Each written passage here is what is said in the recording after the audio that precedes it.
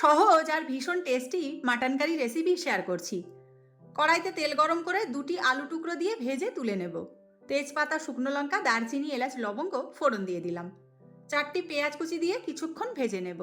একটি পেঁয়াজ, আদা, রসুন, টমেটো, কাঁচা লঙ্কা, গোলমরিচ একসাথে পেস্ট করা আছে, ঢেলে দিলাম। 4টি গোটা রসুন দিয়ে দিচ্ছি। ভেজে রাখা আলু টুকরো দিয়ে দিলাম। আবারও একটু কিন্তু কষে নেব।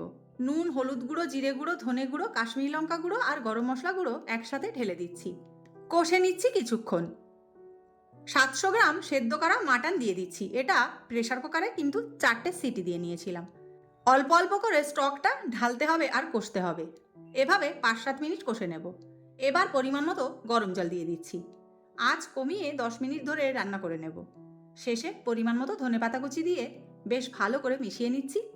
তৈরি আমার টেস্টি মাটন কারি। রেসিপি কেমন লাগলো কমেন্টে অবশ্যই জানাবেন।